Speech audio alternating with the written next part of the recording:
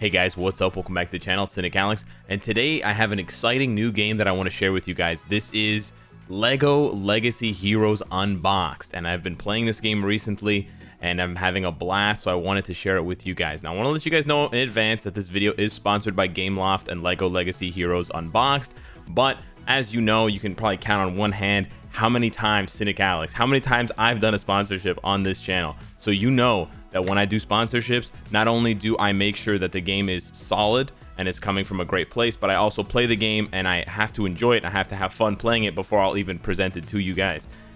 And I can definitely say that about this game. Future Alex here with a message and some dope beats. You can download LEGO Legacy Heroes Unboxed through my unique referral link down below in the description. And LEGO Legacy Heroes Unboxed is free to play right now and available on iOS, Google Play, and Windows. Now, I want to take you guys on a sort of a tour. I want to give you guys an intro to this game. There's a lot to talk about. It's actually got quite a lot of depth, but it's a LEGO name that you know and love. And whether you're a younger viewer and you still know LEGO as something that maybe you play with, I mean, adults can play with LEGO too, sure. I mean, I got cousins that build these gigantic 5,000 piece Star Wars, Millennium Falcon stuff and builds, but for a lot of players, I think, and for a lot of you watching, I think LEGO hits on that nostalgia. For me, it definitely does. So although I didn't play extensively with LEGO as a kid because I just didn't have a ton of money to throw at those bigger sets, I always had that box of sort of mismatched LEGO that you just sort of reach into and you pick stuff out.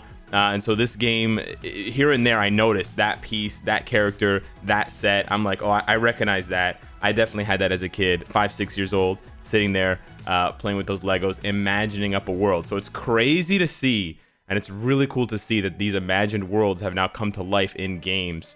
And now there's a mobile game that takes to the next level. So let's talk about it. So a bunch of things drew me in about this game, but one of the first things that drew me in about this game, as you can tell, is the music. The music in this game is insanely good.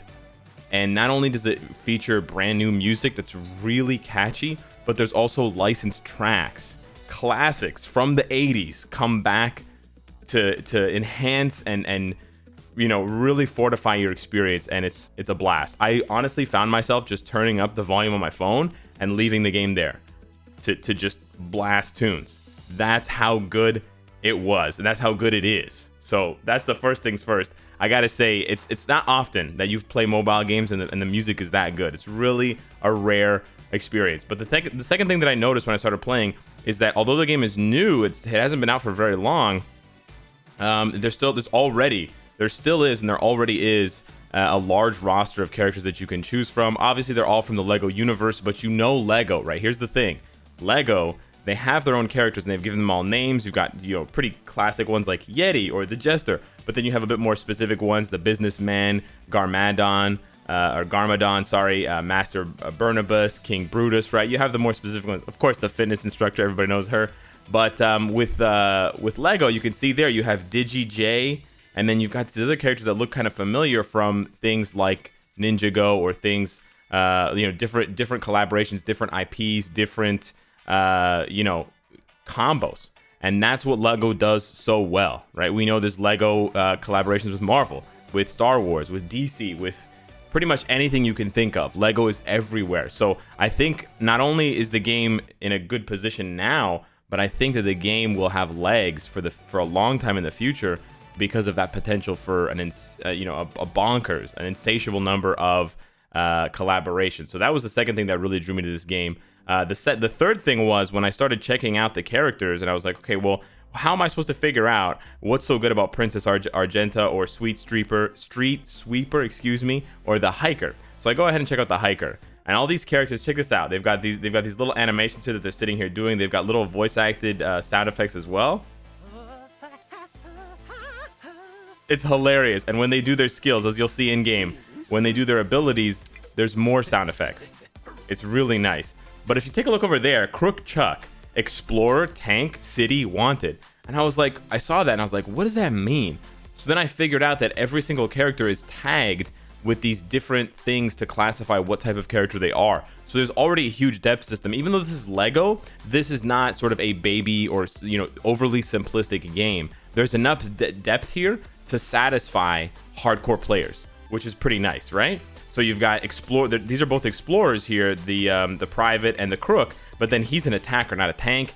He goes into the pirate category rather than the city category, and then he's an imperial, and then he allies with justice, right? We got a classic space attacker. We've got a castle tank builder. We've got a city tank builder. We got a collectible, and so this plays into teams that you're going to build up and team synergies that you're going to take advantage of. Because, for example, you have here the hiker. Let's go back to the hiker and let's take a look at his heal, right? He heals all allies for 25% of his health. But then if you look down there, when you level up the ability, and there's depth, because not only do you level up the gear, but you level up the skills. When you level up his heal, singing the pain away, and it's hilarious in game, this sound effect for this one. It adds a heal 5%, so it goes up to 30%. But then city heroes get another 5%. So if you build a city team, he basically becomes the de facto best healer, because he's going to be throwing out an extra 5%. So instead of 30, he'll go up to 35%. And who knows, right? Look at that. Another 5%, another 10%, another 10%. So that's an extra 30% that he's going to be giving all city heroes. So then I started investigating the game a little bit more. I was like, okay, you know what? It's got cool music. It's got nice aesthetics here. You know, you go in the little shop, you get some freebies here. You've got your microtransactions. Sure, it's a mobile game. You go into the goodie bag here, you get some free stuff every few hours. It's got a nice little animation where you bust it open, and you got the stuff that you get. You got the building blocks for characters. Oh, Hot Dog Man. I'm one away, eh? I really want Hot Dog Man. That was just a good pull there. Now here's the thing. So I'm looking at all these synergies, right? And I'm looking at all this stuff, and I'm like, okay, well, hang on. Is there more? Is there even more depth? So I go over here to sets, right? Yo, check out this music. It's so good. Like, I'm legit telling you, I would just put my phone down and listen to the music. So look at these synergies, and look at these setups here. So they've got sort of different locations, and they're obviously all thematic. So this would be pirate themed, right? We've got castle themed. These are the different neighborhoods. Check this out. And they're built up of multiple sets that you can farm for and then upgrade. And you can see they all have star levels. The Guarded Inn is 1 star. I haven't unlocked Trader Transport yet, and I haven't unlocked Megisto's Tower. We've got this one, which is sort of like the police one and sort of like the city one. We've got a lighthouse. We've got an Arctic glider, Lego house, fire station. We've got this one for, of course, space and sort of ice odyssey station stuff. And then you've got the Ninjago stuff.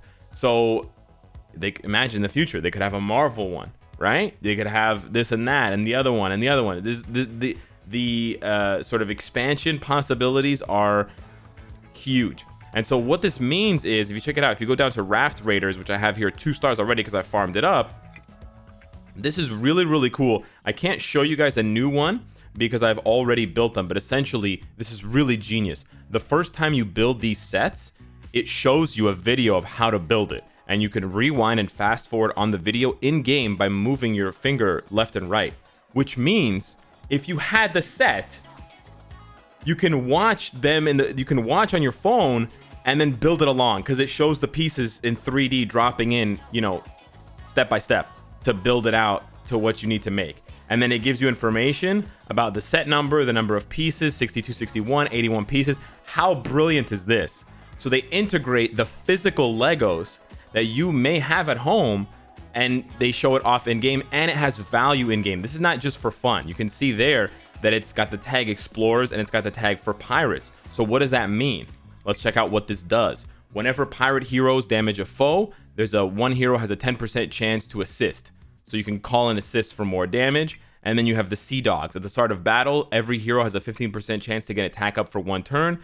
And then pirate heroes can gain skill up as well as attack up. And you can change, depending on your team composition, you can change which neighborhood or sort of environment you are choosing to load into when you're battling. So you want to build a Ninjago team, you're probably going to want the Ninjago neighborhood to go along with that, right? And so you can go ahead in game and you can farm for these neighborhoods, and you can star them up and increase their potency and their value to then take it into content. So it's really cool. There's actually a lot of depth here. So let me take you into a little bit of content here. I'm going to show you guys what it looks like. There's 3 different campaigns we have right now. You've got the Explorer campaign, the Builder campaign, and then both for the Monolith. And there's sort of it tells you the story. The story is actually really funny. The writing is really good. You should honestly read carefully what they're saying, the dialogue back and forth, because it's actually a lot of humor. And there's that There's that sort of humor that kids will enjoy, but it has a deeper meaning for adults, and it's more multi-layered with, you know, comic references or pop culture nods and things like that. So it's actually really nice. So we're gonna go ahead and go over to the glyph hunt, which I'm already on the 3rd chapter for. You got 6 chapters here that you unlock at different levels. Obviously, I haven't played the game so extensively that I have everything unlocked, but here we're gonna go ahead and take on this team, money laundering. You see what I'm saying? I'm actually watching Ozark right now, but anyways, that's besides the point. And you've got the rewards that you can get here at the bottom. You got XP chips, you got XP, gold, whatever.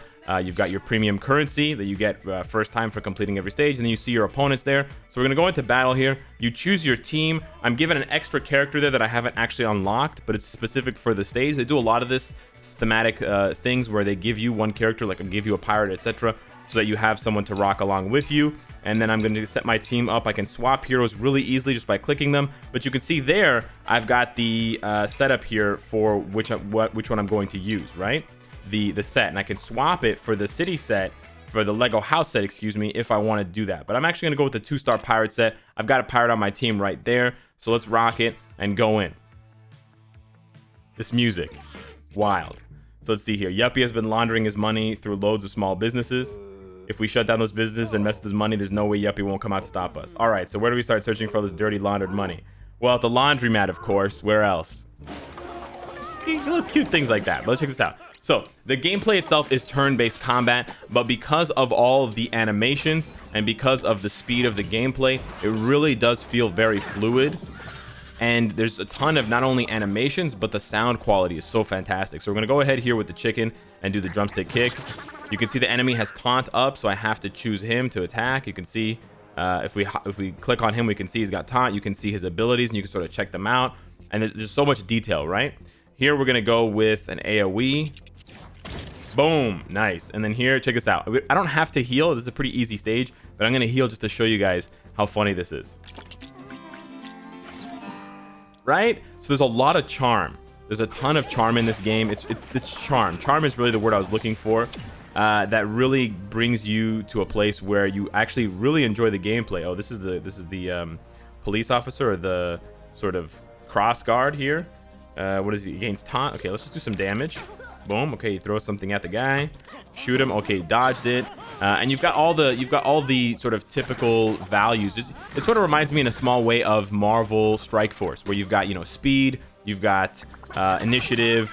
You got all these effects, bleed, stun, you know, all these things. Maybe not bleed specifically, but damage over time, they call it. Just damage over time. So we're going to actually hit this guy with this. Check this out. Get into his little ship and blast away. Oh, what's this special move? Okay, I haven't unlocked any special moves yet, but hang on. Removes 10% pep from all foes. Pep is like speed. And then stack of courage on Officer Primo. Okay, let's just do that and see what happens.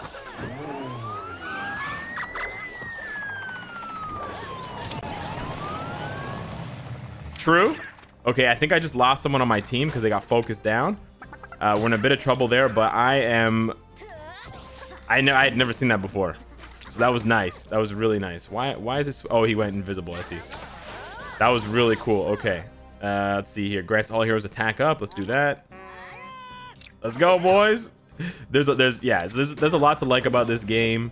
There's a lot of charm and there's a lot of depth. So it's really got everything.